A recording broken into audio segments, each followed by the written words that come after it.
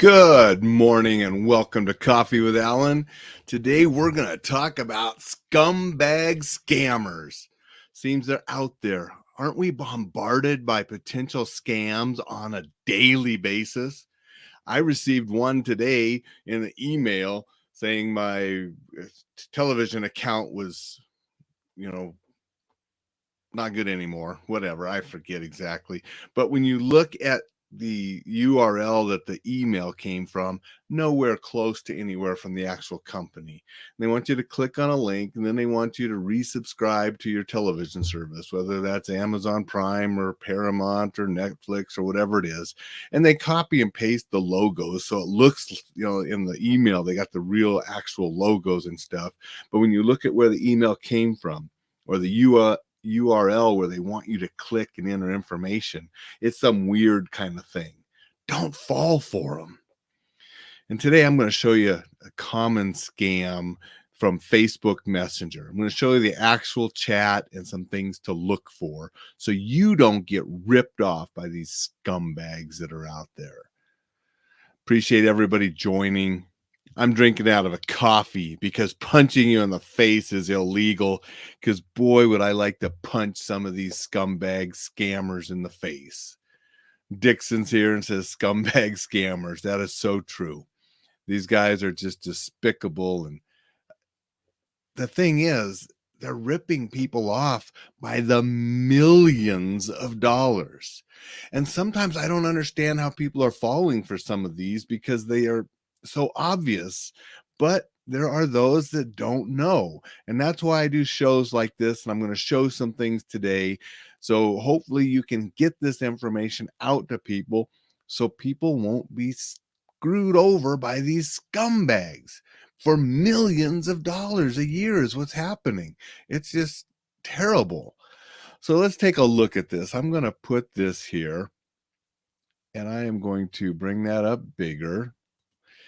Okay, so this is, my Facebook page, and I'm going to show you what's going on.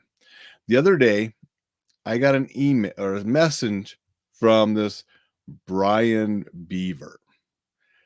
And the message, it's been deleted now. It originally, and I blocked it, and it was here the other day, but now it's gone. But originally said something about, hello, how are you? How are you doing? Or something very innocent type. And I said, thanks, I'm good. Hope you are too. And so we did that. And I think this account has been deleted now because I reported it. And so I might not be able to show some of that, but we'll see what I can show. So we're going to go down here to the other one. Okay, so at least this one is showing, which is great. I can show you some of the stuff. And an interesting thing, it was contacted by this Brian Beaver and asked me how I was doing, blah, blah, blah. And then when I responded, it switched to this different account, same name, but end-to-end encrypted type of thing. And so that's why you saw there's two messages from this account. One trying to get me to respond. When I responded, immediately switched over to this encrypted type of account and started with the scam. So that's a red flag. Something like that happens. The other red flag is, I looked at the Brian Beaver account and there hadn't been any activity for over a year. So, and this Brian Beaver was a friend. And that's because I have tons of friends and followers on Facebook because of my books and videos and writing and speaking. I don't really know the people, but I have accepted friends. And so this person was probably a friend way back, somebody that liked my books or videos or something. But the account hadn't been used when I looked at the profile for over a year. So it had been hacked. And so that's why they got me, because I was a friend. And that's why they targeted me. And then when I accepted by responding, they switched to this encrypted account. And they're saying, I'm doing great and blessed. Glad to hear from you. You will see a lot of times scammers will use words like blessed and some religious kind of things, trying to gain some trust from you.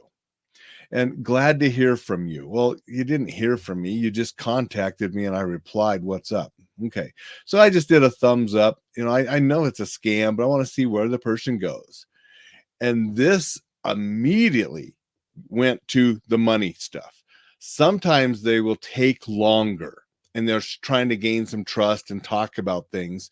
But when they don't really know you and you really don't know them, there's not much you can talk about, right? That's not going to be red flag. So this person immediately went to, did you also apply for the HHS program? Big red flag when anybody, especially somebody out of the blue, contacts you and asks if you've applied for this program or that program, or if you received your grant, or if you received your check, blah, blah, blah. Big red flags. Don't fall for them. I just replied no. And then the person goes on, haven't you heard about the Health and Human Services grant program going on? No. And notice they always want to make it a grant and something sort of government related, because who wouldn't want money from the government, right? So then I said, no, it's a new program that is for those who need assistance paying for bills, buying home, starting their own business, going to school, or even helping raise their children. Disables with old and retired. Okay, you notice another thing about that. Improper English, not correct grammar and use of certain words and text is another big red flag when you see that improper English. I just responded, really? And then the person said, yes, I got $50,000 delivered to me when I applied, and you don't have to pay it back. You can also apply for it now, with a question mark. Again, improper use of English language, and $50,000 free just for applying. You don't have to pay it back. Well, yeah, grants you don't have to pay back. But again, and I just replied, cool. All you have to do is contact the claim agent in charge to claim yours. Also, do you know how to do that? And I replied, no.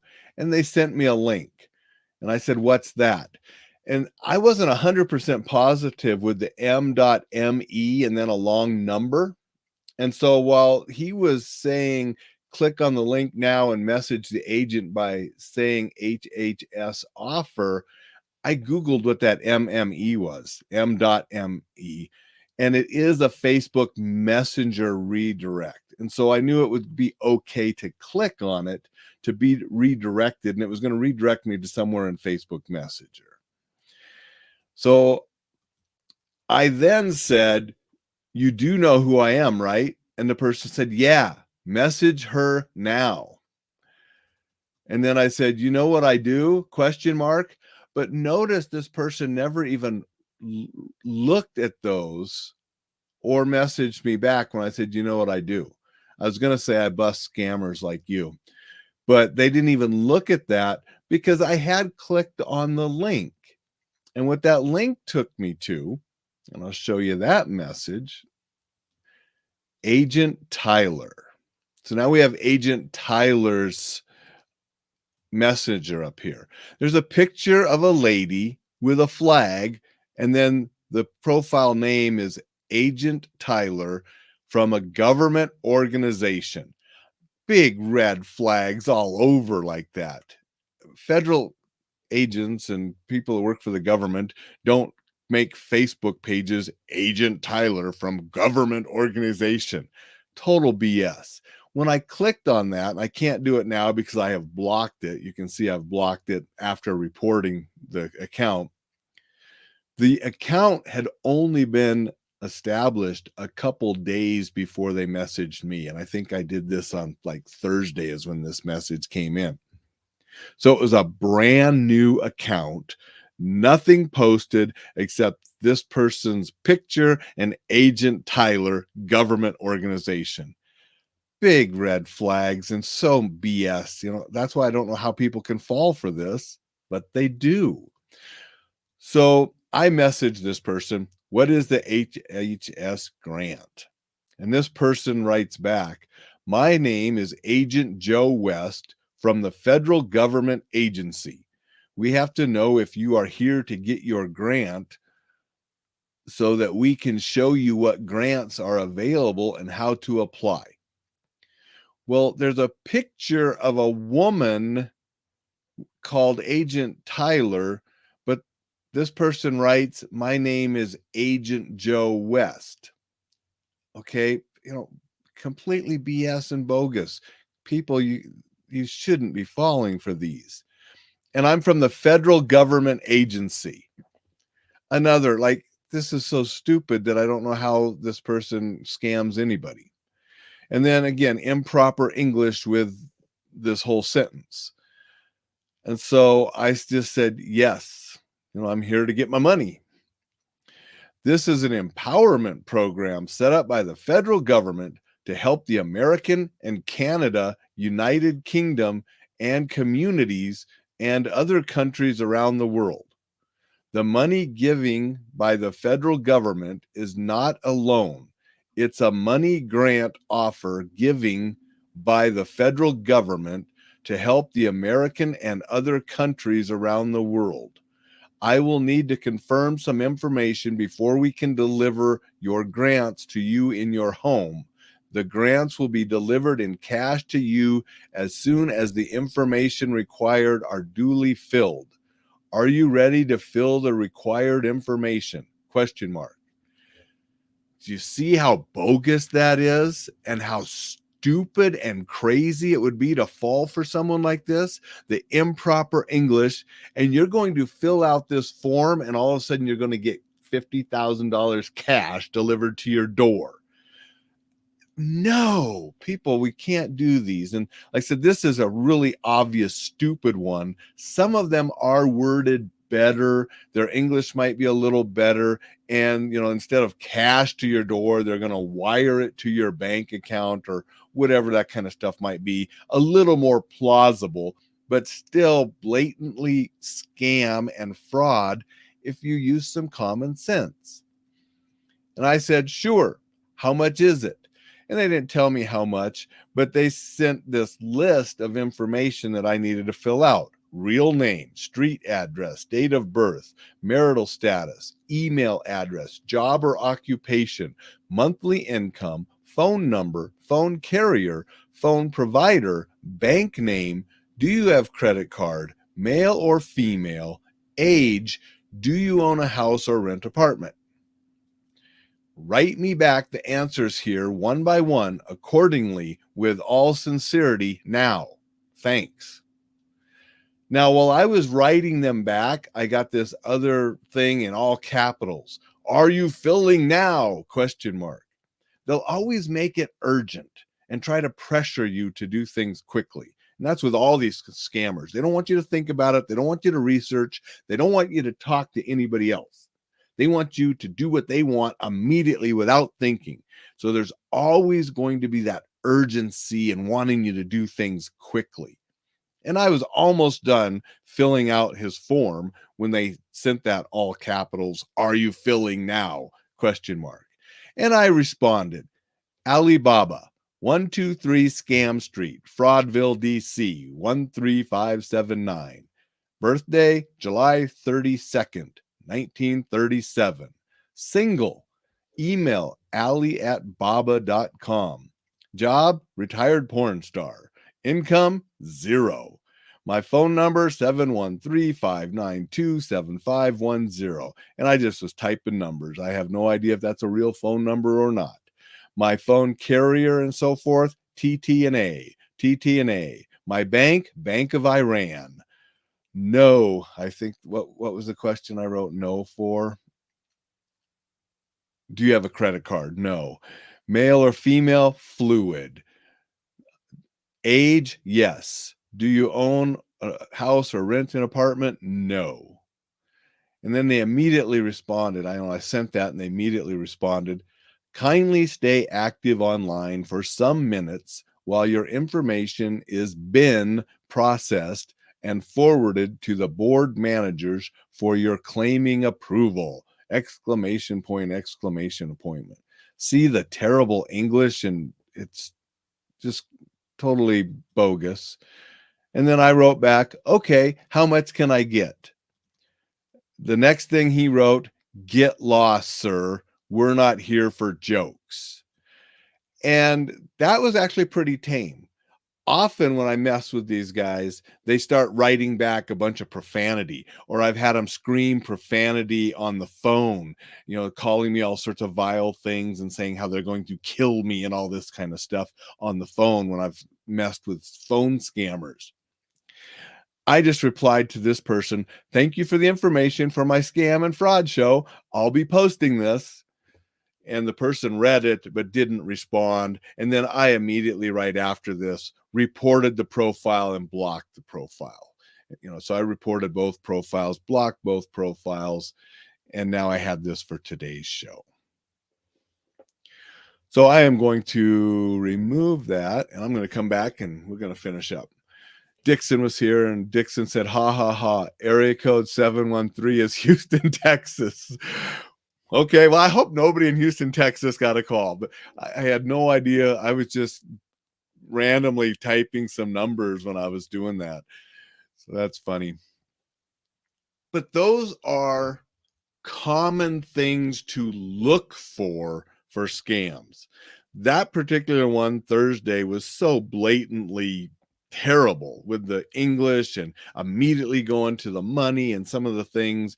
The account that had only been established for a couple days with a woman's picture, but he said his name was Joe and they worked for a federal government agency. Just completely bogus. It's a scam. You don't want to give these people any information, and you definitely don't want to send money, because that's another one that this person didn't do. Some of the scams, to get your big money, you got to send them a small amount of money first. All sorts of things out there they're trying to do. But some of the common things I pointed out as we went through them in that video. And if you see any of those kind of things, know that it's a scam. Don't let trusting people, naive people, people that aren't as sophisticated with things, don't let them fall for stuff. If you know people like that, make sure they're aware of these scumbags that are out there, and let them know that if they ever have any doubt or if anything comes in, to get a hold of you and you help them before they're taken. It makes me sick that millions of dollars are taken from good, honest people every year from these scumbags. We need Jason Statham from The Beekeeper to take them all out like he did in that movie. So please be vigilant. I know if you're watching this, you probably say, "Yeah, Alan, that's so obvious." But make sure we help those people that it's maybe not as obvious for, because it is happening. And there are dating scams and money scams and housing scams and sex type scams. There's all types of stuff out there where people are scamming others on a daily basis. And we need to be vigilant and do what we can to stop these scumbags and help good people not be taken. So I hope this helps a little bit. I'm going to have more information in this week's newsletter. This week's newsletter and today's show sort of go together, all about stopping scumbag scammers and keeping people safe from them so they can recognize stuff and not be taken. Go out, make it a spectacular Sunday, and I'll see you tomorrow.